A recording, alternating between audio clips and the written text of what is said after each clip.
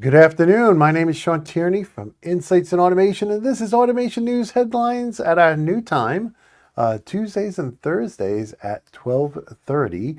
It is Tuesday, October 22nd, 2024. I hope your day is going well. Whether you're watching us live, or you're watching us this evening or in the morning, I just want to wish you all an awesome day. And with that, let's go ahead and jump into the news. And first, I want to say if you do enjoy these public episodes, please give us a like, a sub, and a share. That's the only proven way to expand our audience. And I want to thank you in advance for everybody who has done it. Also, I had some nice people posting comments on the show, and YouTube wasn't notifying me of that. So I just went ahead and improved those comments, and I'm going to start checking them every morning. So please feel free to put your nice comments on the show. If there's products you want me to cover or news that you saw that I didn't see, let me know. I appreciate it. With that, let's go ahead and talk about the first story we're going to cover this morning here. And that is an interesting one from Honeywell. They're teaming up with Google Cloud, okay, to accelerate autonomous operations with AI agents for the industrial sector. That is a mouthful. And apparently this is using Google's Gemini on Vertex AI. And that is a large natural language model. And this is going to be paired up with Honeywell's own Forge, which is apparently a massive data set and a leading IIoT platform. So it'll be interesting to see where that goes, and does it really affect us in the industrial sector? Well, stay tuned. We'll find out as time goes on. From there, we go over to Turk. And the reason these are all scrolled down is I just did the 25-minute Automation News Show for members, so I forgot to reset my browsers. I apologize. But you can get that. You can become a member for 1 cup of coffee a week and get those full-length shows. I think I do 4 to 5 shows every week. But in any case, this is the Turk PSU 67. These are IP67 power supplies. They're smart power supplies. They have IO-Link for diagnostics. They have electronic fuse and an LED interface to help you set up the parameters correctly and more easily. They also released some new M12 power L-code family of cord sets. Not just cord sets, receptacles, field wireables, T's, and splitters. So cord sets, receptacles, field wireables, T's, and splitters, all in this new family of L-coded M12 products from Turk. Very interesting there.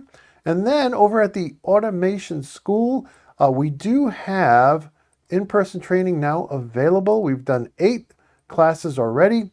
And if you want to do some custom training, we can typically train up to 4 people for less than it costs for you to send 1 person to somebody else's training. So we can customize the courses too. Matter of fact, I like customizing it for exactly what you want. The other thing is, just to add in here, that the live stream, the Q&A live stream for Friday and the Teams meeting for students, those are both moved to lunchtime. And you can see the times on that slide right there.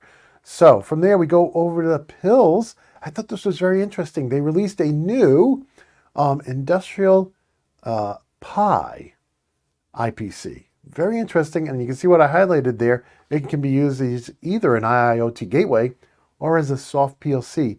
So I really wanted to, check out the part numbers and prices, but I couldn't find the links quickly. But in any case, I think this would be great if you wanted to do a little project, maybe with some CodeSys, or you're doing some Node-RED. Of course, PLCs like we covered earlier in the earlier show, PLCs like the Opto22, Groove, Epic, and Real have Node-RED built in. But in any case, if you want a separate box, you could get one of these, and they're small, industrial, and I thought it was an interesting new product from Pills. From there, we go over to SMC. They had a couple of new products come out. Air cylinders, okay, so these are some updated air cylinders in the CM2 series, okay, and then they had this clamp-on flow sensor, which I thought was really cool. It benefits from the 8 zeros, which I just got a kick out of. 0 piping, 0 leakage, 0 clogging, 0 pressure loss, 0 fluid contact. And so very interesting flow sensor for fluids from SMC. That is the PFUW series. Okay, over at the Automation blog, we do have 3 of this year's audience choice polls up already. So we're asking you what is the automation vendor you prefer to use the most? You can choose 3. What is the large or medium size PLC or PAC you prefer to use the most? You can choose 2.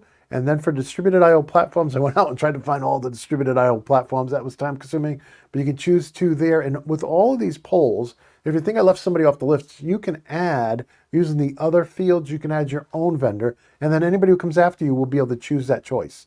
So keep that in mind. I'm doing this. I do this last year. I'm doing it this year to make sure I can cover what you guys find, and I want to weight it as well, right? I just don't want to make assumptions about what vendors you want me to cover. So please head over to the Automation blog sometime this week and vote in all the polls. We got another one coming out tomorrow, and then another one coming out Friday. And so if you guys could vote on these, at the bottom of each poll, there's a link to all the other polls. And I try to make it clear which ones are released and which ones ain't. And so in any case, love to get you guys to vote in all of that. Also have a new article coming from Brandon. He changed job. He's been really busy, but he asked if he could start writing again. I said, yes, I loved his articles.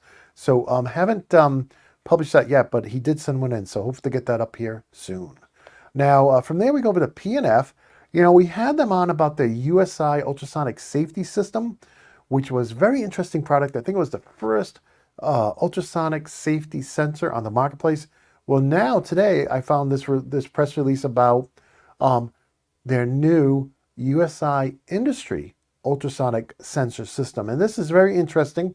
Now, I know a lot of people are thinking, hey, this is perfect for AGVs and AMRs.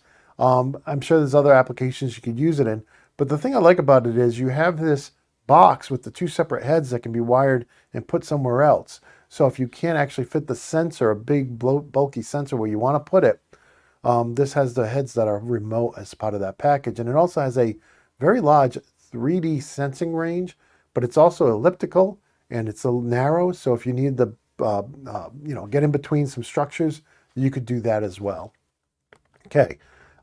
Siemens also announced the sale and delivery release of the Cymatic PCS7 Industrial or Industry Library 10.0. Now, I don't know much about PCS7, but a lot of you have asked me over the years, hey, do you cover PCS7? So I whenever I see something, I like to throw it out there.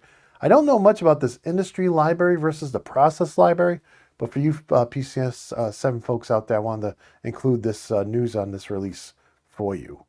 And I think this might be the last news article. ABB launched a new atomizer, paint atomizer, to increase efficiency and sustainability in paint shops. Now, this thing, right, this is typically, you would think of it as a painting robot arm, right? That's painting, in this case, a car. And they have a new atomizer. And this thing not only increases efficiency up to 10%, but has a minimum of 30% reduction in paint waste. That is huge. 30% reduced waste is huge because the paint's not cheap. And then cleaning up the paint is not cheap, as we found out when Emerson came on to talk about their painting solutions, right, when they came on the show. So I wanted to share that with you guys as well. And then, if you guys are enjoying the shows, please give us a like, a sub, and a share.